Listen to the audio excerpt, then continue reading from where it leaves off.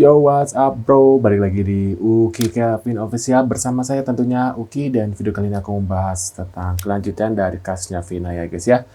Dan ini ada sebuah video yang mungkin kalian patut ditonton ya, patut disimak guys. Ini videonya sangat-sangat menarik ya. Dan ada yang kemungkinan ini katanya guys, bahwa Eki ini adalah bukan korban pembunuhan tapi korban kecelakaan nih. Ini dari salah satu ini ya, argumen dari orang ini guys. Yuk kita tonton videonya guys, seperti apa. Ahli kriminolog bilang dan menyatakan bahwasannya yang dilakukan oleh Aibtu atau itu Rudiana itu salah. Kalau kemudian dari Polsek ke Polres itu sudah dikoreksi, bagaimana mungkin tersangkanya masih tetap sama? Ya, sedangkan waktu di Polsek itu ada kehilafan daripada Pak Rudi tentang penangkapan orang tersebut. Karena cepat sekali investigasinya, harusnya menggunakan scientific crime investigation, itu menggunakan alat bukti yang konkret. Ya, pengecekan BTS tidak ada, seperti yang dikatakan Mas Aiman. Ini katanya memang teknologi itu bukan teknologi yang tidak diketahui oleh pihak kepolisian, namun tidak pernah ada tertulis pun pengecekan BTS tersebut sebagai alat bukti yang menguatkan orang tersebut menjadi tersangka. Ya, itu poin keduanya ya. Poin ketiganya, kenapa kalau memang salah dan khilaf, kenapa di tingkat Polres masih tersangkanya sama?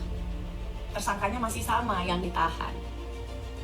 Ya. Lalu sampai 2017 dan sampai waktu beberapa hari yang lalu DPO masih seperti sangkaan penyidik di awal 3, masih 3. Tiba-tiba berubah menjadi fiktif. Lalu gua bilang, kalau memang ada kekeliruan di sana, kenapa ini dilanjutkan gitu? Sedangkan sudah terbukti dan diklaim bahwasannya Rudy itu bersalah karena emosional, ya, karena gegabah. Nah, ya kan, karena gegabah. Ada kemungkinan seperti itu guys, karena kan waktu kejadiannya anaknya meninggal, jadi kayak siapa sih yang bunuh anaknya gitu kan guys. Ini ada sebuah video lagi, lanjut lagi guys. Dengar-dengar memang ada konflik yang diketahui oleh Pak Rudi. Itu kenapa beliau melakukan hal-hal yang secepat itu.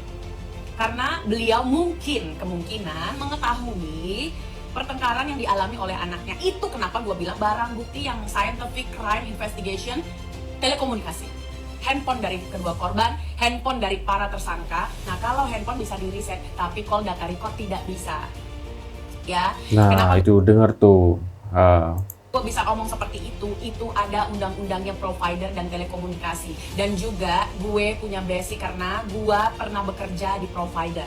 Jadi gue tahu benar bagaimana penyidik ketika ingin membuka call data record. Ya. Lalu kemungkinan satu TKP seperti yang gue katakan, ataupun TKP yang berpindah itu karena adanya kejar-kejaran. Kalau pemerkosaan, di produk hukumnya seperti yang dikatakan Mas Aiman, memang tidak ada pemerkosaan. Jadi sperma hasil visum yang tidak ingin diungkit-ungkit atau dicari pasti atau dicocokkan dengan sperma tersangka, itu dikarenakan kemungkinan bukan dari hasil pemerkosaan, tetapi hubungan suka sama suka. Nah, ini sih yang aku duga juga guys. Ada kemungkinan, maaf ya, ada kemungkinan sebelum kejadian gitu ya, si Eki sama si Vina itu habis bergituan gitu guys. Karena nggak heran kan kalau pacaran zaman sekarang ya, apalagi zaman 2016 itu udah pacaran bebas udah banyak gitu guys. Apalagi lihat foto-foto mereka aja udah kayak begitu banget kan. Ada kemungkinan sih aku seperti itu guys, sebelum kejadian mereka begituan, terus tiba-tiba ada kejadian apa, entah kecelakaan, entah mungkin ada insiden apa gitu yang membuat dia ya jadi seperti ini guys. Dan ada kemungkinan pas di visum ternyata ada ini, dan ini mungkin bukti bahwa mungkin kayaknya waktu itu udah dites deh, dan itu dinyatakan mungkin yang punyanya spermanya punyanya si Eki, makanya sampai sekarang kan sperma itu buktinya nggak ada ya, maksudnya entah kemana gitu guys, dan nggak diperiksa kan alasannya. Wow, itu benar-benar janggal banget sih. Makanya pernah gue bilang jangan kita menutupi aib kita lalu melemparkan aib tersebut kepada orang lain. Makanya mungkin Vina belum tenang. Walaupun gue tidak percaya dengan kesurupan. Karena apa? Sama, tidak percaya dengan kesurupan aku juga. Asal aneh aja sih. 90% yang dikatakannya itu bullshit atau omong kosong. Apa jaminannya Mbak itu bisa menjadikan barang bukti? Ya buktinya adalah, bisa lah ketahuan dari mana dia jalan, kemana, jam berapa, dari BTS. Handphonenya sinyalnya akan menarik BTS dari sinyal dari BTS yang mana. Divisi teknikal itu, sebelum mereka memasang tower BTS, mereka ada titik maps. Pintar. Jarak dari satu tower itu bisa melingkupi atau bisa memberikan sinyal kepada, gue nggak tahu pastinya berapa kilometer around, tapi itu tidak besar. Kalau misalnya kejadiannya hanya di situ saja, harusnya 1-2 BTS pun cukup. Atau kalau mau diungkit semuanya, tinggal apa? Tinggal saksi yang aib yang menyatakan Peggy itu tersangka karena dia melihat.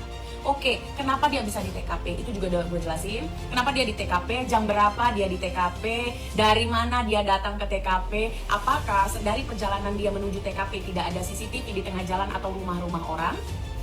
Ataukah BTS-nya tidak bisa dicek dari lokasi mana dia benar atau tidak pada saat kejadian dia berada di TKP. Kalau memang ada kecurigaan, maka dia diusut dan dijadikan tersangka. Jadi proses orang menentukan seseorang menjadi tersangka itu kan ada pengusutan. Karena terciumnya kemungkinan dia adalah tersangka. Maka kenapa tidak di Kesambi, Cirebon, dicari saja ada berapa orang yang bernama Peggy Setiawan. Ya, ada berapa orang? Dipanggil semua yang bernama Peggy Setiawan untuk menjadi saksi, kemudian ditetapkan menjadi tersangka. Misalnya ada 4 orang Peggy Setiawan, dipanggil 4-empatnya, mana yang paling relate? Cek keberadaannya pada waktu itu, atau cek alat telekomunikasinya, atau cek memang geng motor atau tidak. Nah, saya sependapat dengan orang ini pintar nih. Ya. Harusnya dicek ya yang namanya Peggy semuanya nih. Ini ibarat kata hanya satu omongan, ya saksinya si Aib, membuat polisi langsung buru-buru gitu loh menangkap. Karena pada waktu itu kan Pak Rudi itu lagi emosional banget ya karena kejadian itu, anaknya meninggal guys. Jadi pengen buru-buru selesai gitu guys. Dari keterangan siapa? Dari keterangan mereka sendiri dan keluarganya. Biasanya ibu bapak akan ditanya, di mana anak ibu bapak pada saat kejadian. Sudah masuk di akal kalian belum kemana arah gua? Ya, itu yang dikatakan oleh Ibu Sri. Ya, beliau bilang bahwasannya ini harus turun, Propam, Reskrim, dan lain-lain. Propam turun untuk apa? Untuk mengaudit pejabat atau penyidik pada saat itu yang keliru. Dan salah satunya mungkin Rudiana. Ya, karena kalau melihat dari alat buktinya ijazah, KK, rapor, itu kita bisa menarik kesimpulan mereka hanya ingin memastikan bahwasannya yang ditangkap bernama Peggy Setiawan sesuai dengan DPO.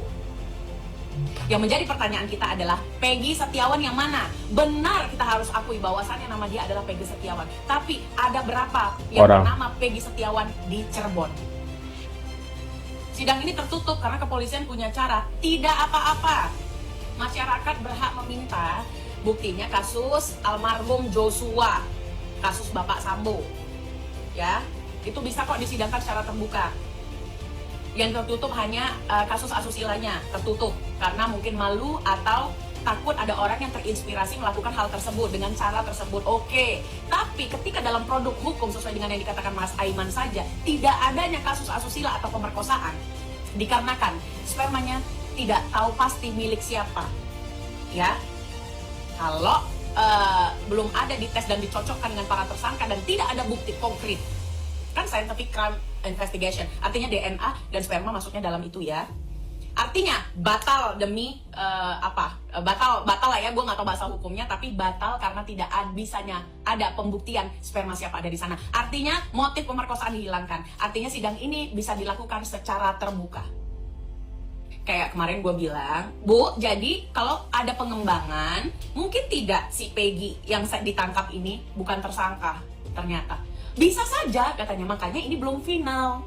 Makanya yang harus kalian lakukan adalah kasus ini jangan sampai dihentikan hanya karena mereka merasa, yang pertama, yang menangkap merasa mereka benar. Pasti ini adalah pelakunya, kepedean, itu dibahas juga semalam. Yang kedua, pihak dari korban merasa puas dengan ditangkapnya Peggy yang sekarang. Kasus bisa ditutup. Nah, menurut pendapat Nah, menurut pendapat kalian gimana nih guys ya tentang tanggapan dari Mbak ini ya, Mbak Zasabella ya. Menurut pendapat kalian gimana nih komentarnya? Ini ada sebuah video guys. Pak Rudiana, saya boleh minta waktunya untuk mungkin dengar cerita langsung kronologi dari Pak Rudiana langsung berkaitan dengan kasus Vina sama Eki, Pak.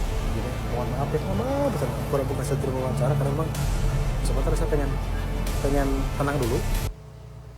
Pengen tenang dulu, sudah 8 tahun pengen tenang dulu, butuh berapa tahun lagi untuk Bapak tenang gitu ya? Apakah butuh 10 tahun lagi? Apakah 10 tahun lagi emang Bapak masih hidup gitu kan? Menjamin Bapak ini masih hidup gitu kan? Umur orang ada yang tahu gitu. Sedangkan kasus ini kan takutnya ada kasus di mana ada korban salah tangkap. Tapi nanti ke depan pasti kita ada. Oh gitu ya. Iya, memang kayaknya belum stabil deh. Siap. Kami paham. Ya, 8 tahun belum stabil katanya. nanti ke depan pasti saya minta kontaknya aja. Oh ya, saya kebetulan tadi hubungi Pak Rudiana tapi centang, Pak. Nanti saya minta ulang. Tuh.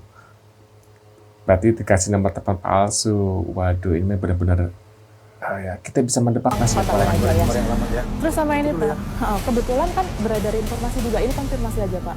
Informasi kalau ternyata 7 orang ini penangkapan di bawah Pak Rudiana, betul ya Pak ya? Karena mungkin nanti saja yang yakin, karena memang hal ini tetap kita koordinasi ke pimpinan, bukan saya tidak mau. Mampu dah bisa ya. Saya sebenarnya pengen tenang dulu biar pasti nanti ke depan saya. Oke.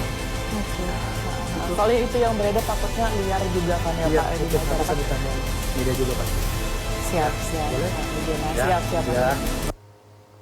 Aneh banget sih ini, kenapa seorang orang kayak gini nggak ditanyakan ya?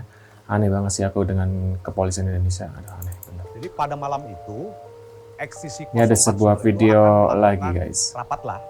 rapat di internal XTC 04, kumpul-kumpul tapi sekaligus membicarakan sesuatu hal kaitan dengan organisasinya tersendiri, itu dari sumber ke arah Cipaniis.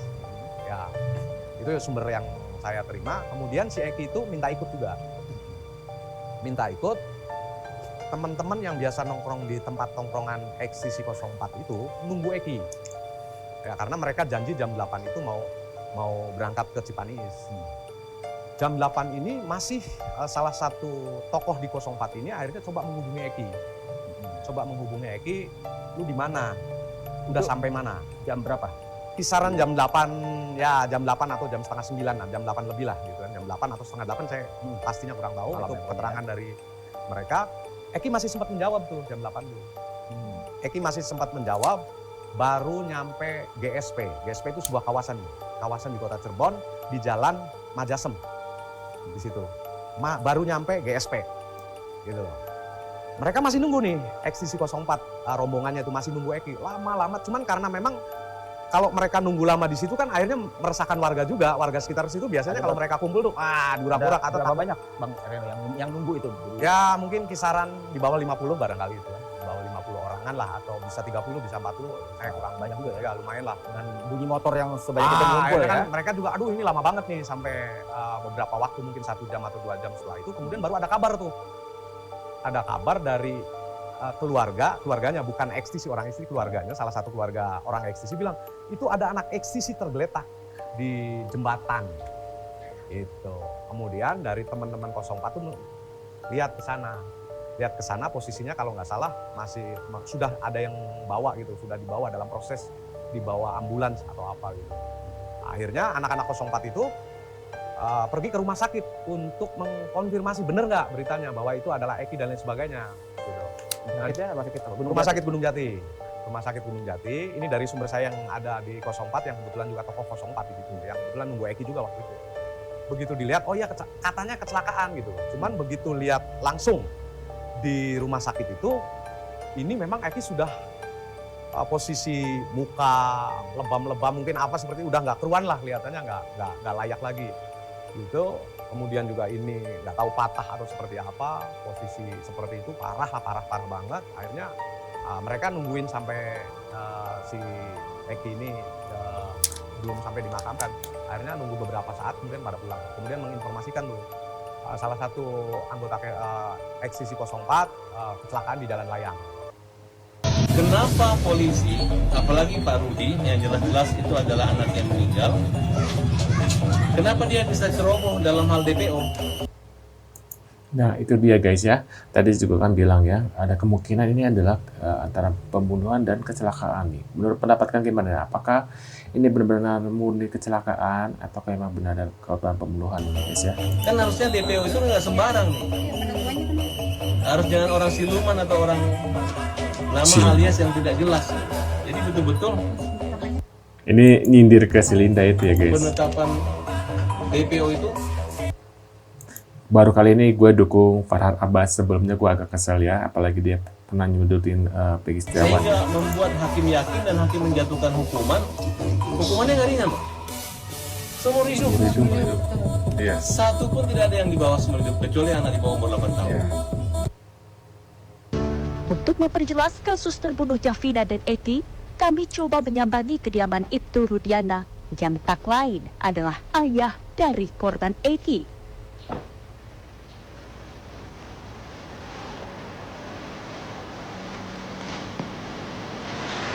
Assalamualaikum. Assalamualaikum. Saya dari TV One, Ibu. Mau izin ketemu Pak Rudian. Oh iya. Oh iya.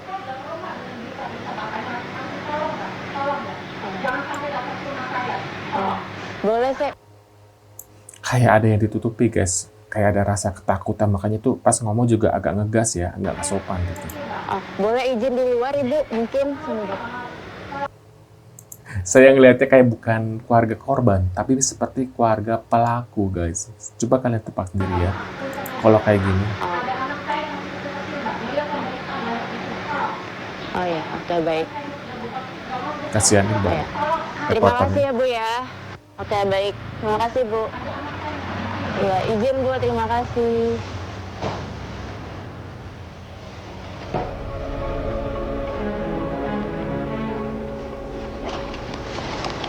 Pemirsa, baru saja jadi kita mengunjungi rumah Bapak Rudiana yang juga sebetulnya menjadi salah satu keluarga korban, yaitu korban Eki.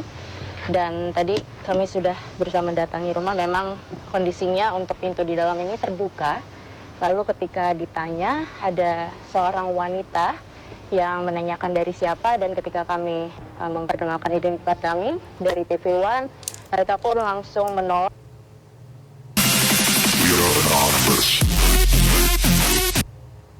Nah, katanya ini guys, perwira ada yang terlibat ya katanya ya. Ini ada ini juga Brigjen Jenderal Adi Vivit Agustiadi. Terus ada siapa lagi? Ini Alif Bahtiar alias si Peggy Perong katanya. Tersangka sesungguhnya yang dihilangkan dari TBO.